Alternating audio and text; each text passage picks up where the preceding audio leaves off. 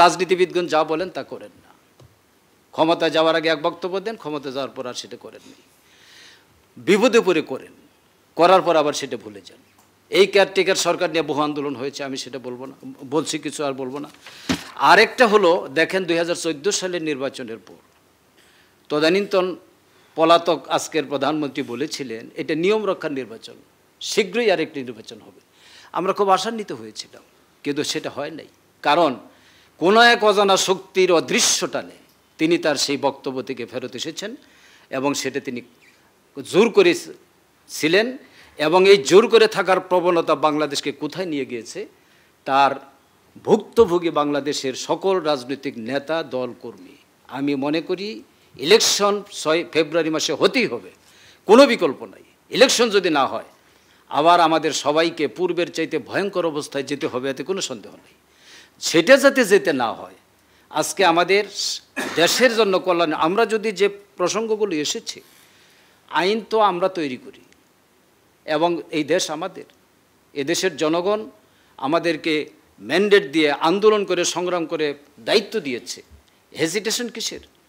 যদি বারবার আমাদেরকে অ্যামেন্ডমেন্ট করতে, বারবার অ্যামেন্ডমেন্ট করতে থাকবো, বারবার সংশোধন করতে থাকবো, কিন্তু একটি ছিদ্র পথের মাধ্যমে ক্ষমতায় আসার অভিপ্রায় যেন আমাদের এই দেশের সব কিছুকে ধ্বংসের কারণ না হয়, সেটাই আমাদের লক্ষ্য রাখতে হবে। এবং আমি ফার্মলি বিলিভ যে অন্তর্বর্তীকালীন সরকারকে স্ট্রং পদক্ষেপ নিতে হবে।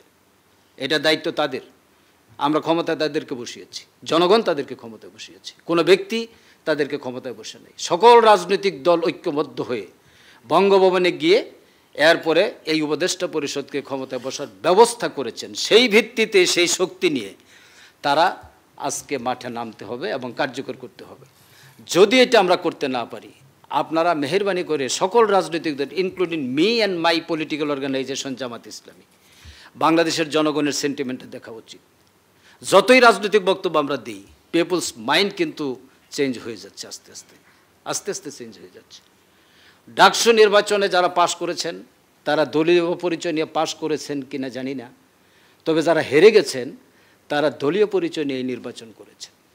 ডাকসু নির্বাচনে এত কিছু হলো, এরপরে 25 আসনের মধ্যে 21 আসনে বিজয় লাভ করলো একটি শক্তি। আমি মনে করি জনগণের, ছাত্র সমাজ যারা আগামী দিনে দেশের নেতৃত্ব দিবে, এখানে প্রায় 60,000 ছাত্রের মতামতের প্রতিফলন ঘটেছে। সুতরাং আমরা কি এখনও বসে থাকব?